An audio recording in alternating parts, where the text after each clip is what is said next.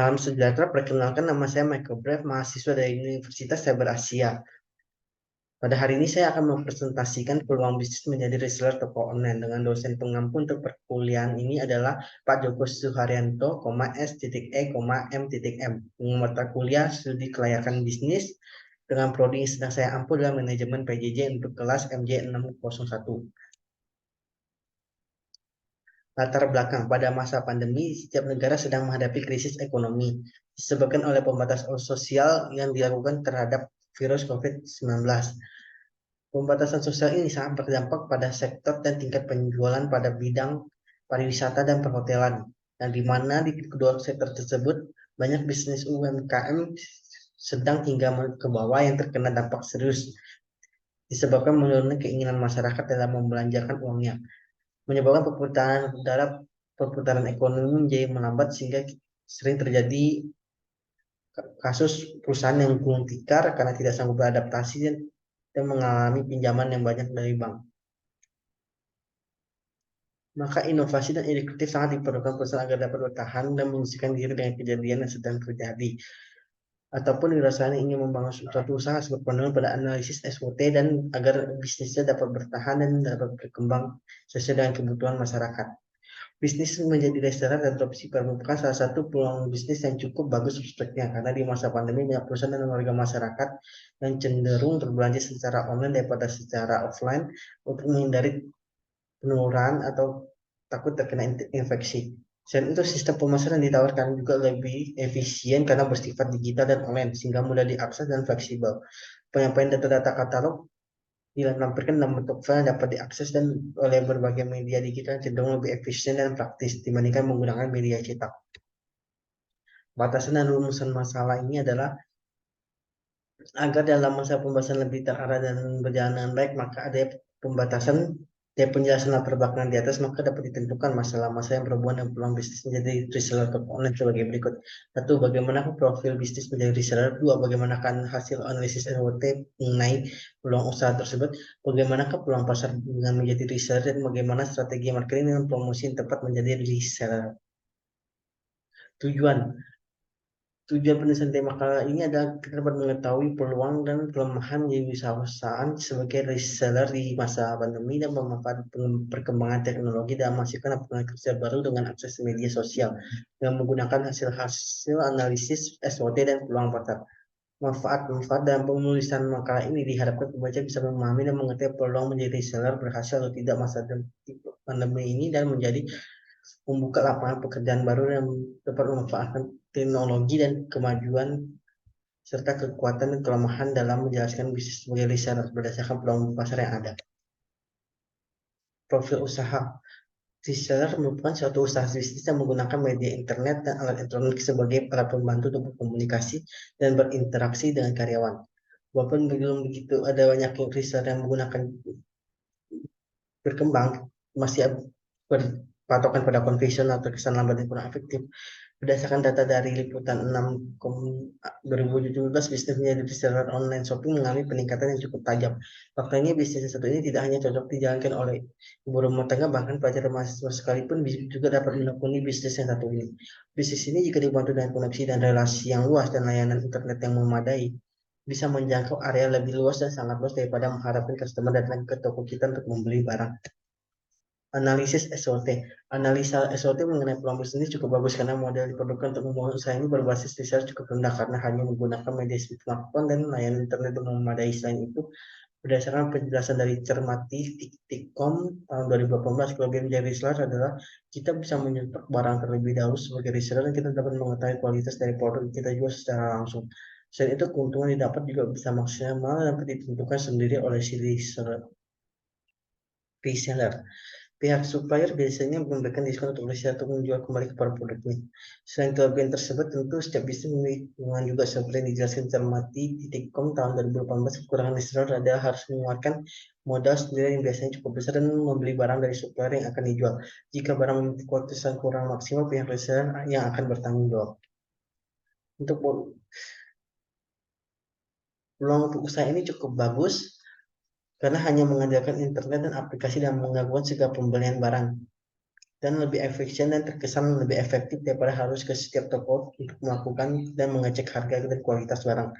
Sedangkan itu dengan bisnis yang menggunakan digital dapat mengurangi tingkat penularan virus walaupun begitu karena sifatnya online semua orang bisa mengecek kualitas dan harga produk secara langsung yang akan menyebabkan terjadinya perang harga sehingga terkadang profit dan margin yang didapatkan akan berkurang karena melawan kompetitor lainnya yang ikut memasarkan produknya tersebut.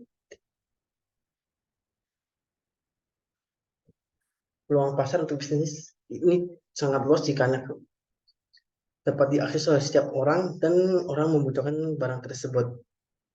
Ini lebih mengarahkan kepada building networking karena ada customer berada di pulau lain. Jika produk kita menarik dan murah, tentu akan banyak menarik minat dan penjualan dihasilkan akan sangat banyak dan berpengaruh terhadap penjualan perusahaan di masa tersebut. Strategi marketing dan promosi karena sifatnya berbasis online, tentu teknik pemasaran digunakan adalah berbasis digital dan katalog perusahaan harus berbasis digital juga. Pihak pembeli bisa merasa aman ketika melakukan transaksi pembelian selain kita harus memakai produk online kita ke ads agar dapat lebih menarik perhatian dari masyarakat agar tertarik membeli produk yang kita tawarkan. Dalam strategi pemasaran diserap merupakan metode penjualan bisnis dengan mempromosikan barang melalui outlet perusahaan secara offline atau juga dikomunikasikan dengan media sosial atau secara online. Dengan menggunakan dua opsi tersebut, target pemesan dan menjangkau klien lebih besar ini dikarenakan diserap memiliki metode penjualan langsung ke konsumen dan lebih sering dikenal end user atau perusahaan yang mendapatkan keuntungan dengan cara membeli barangnya langsung dari pabrik, kemudian dijual kembali dan mendapatkan keuntungan. Dalam strategi reseller harus dapat memilih produk yang laku di pasaran, mengetahui target pasar, memilih supaya terpercaya dan tepat, mengetahui pesaing dan bisnis bersama, aktif dalam media sosial, pelayanan maksimal ke konsumen. Lingkungan dan industri dikarenakan pemasaran bersifat online, sebagian besar menggunakan media sosial dalam menggait konsumen sehingga menyebabkan pangsa pasar atau bisnis omset harus berpatokan terhadap penjualan adalah secara digital. Ancaman produk pengganti juga mempengaruhi apabila barang dimiliki perusahaan bersifat mudah diganti seperti oli, pemesan aplikasinya dikarenakan oleh harga yang kurang terjangkau menyebabkan konsumen berpaling. Manajemen dan organisasi. Perusahaan reseller lebih menekankan pada bisnis secara online yang merupakan perpanjangan tangan dari produsen dari pabrik atau pemegang produk dan brand. Seperti memperluas target dalam hal ini, perusahaan harus membuat jangkauan pasar semakin luas dan meningkatkan branding produk melalui platform media sosial dan dunia maya, meminimalisir jumlah peningkatan karyawan agar mengurangi biaya beban terhadap angka penjualan agar produk dapat tetap kompetitif. Hukum keuangan dan AMTAL. Menurut hukumnya, reseller juga membutuhkan izin usaha yang diatur menurut Permendak 11 tahun 2006. Dijelaskan bahwa distributor membuat perdagangan berdasarkan ketentuan baik dijual menggunakan brand perusahaan sendiri atau merek langsung dari pabrik. Dikarenakan ada peraturan standar retail price (SRP) untuk memastikan kegiatan pasar tetap sehat. Keuangan, biaya-biaya yang dikeluarkan pada saat memulai usaha merupakan dana yang dimiliki owner dengan dana yang terbatas memaksa pemilik harus meminta orang dapat mencari supplier pabrik terbaik ataupun bahan-bahan lain yang memiliki kualitas low sehingga owner bekerja sama dengan distributor lokal dan pengusaha pabrikasi lokal yang dapat diandalkan. AMDAL, jika bisa dimiliki strategi tangan tidak memproduksi apapun hanya melakukan aktivitas jual beli otomatis tidak membutuhkan persetujuan AMDAL. Perizinan pendirian dan sumber pembiayaan. Dikarenakan perusahaan industrial hanya memperdagangkan barang problem secara online dan dijual kembali, perusahaan hanya perlu memiliki SIUP dan TDP. Perdagangan seperti ini memiliki prosedur perizinan yang cukup panjang karena perdagangan online sehingga harus didaftarkan ke penyelenggara sistem elektronik PSE yang memiliki persyaratan khusus. Untuk sumber pembiayaan dapat diawali melalui bootstrapping yaitu metode pengembangan startup tanpa perlu menarik investasi dan menggunakan modal seadanya dari kantong pribadi. Cara ini lebih ideal tapi ada keterbatasan bagi dana dari founder startup. Pengelolaan. Agar dalam pengelolaan dapat berjalan dengan baik, reseller dalam ranah digital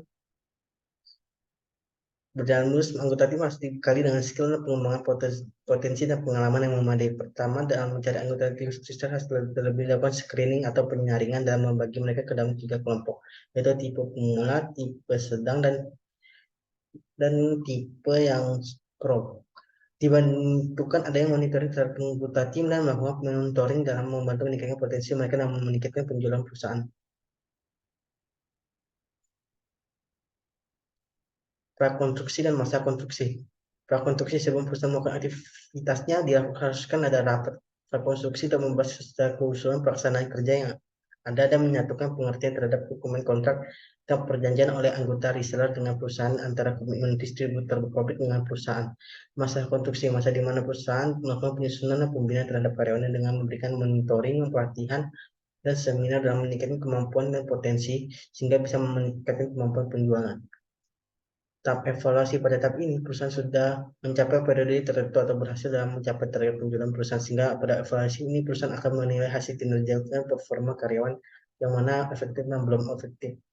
Monitoring ongoing project. Manajemen melakukan monitoring secara langsung ketika masa operasi sedang berlangsung dan memeriksa berbagai saran pendapat dari pelanggan yang mempelajari apa saja hambatan yang mempengaruhi tingkat penjualan di pasar, serta mengerti perpindahan produk dan penjualan produk.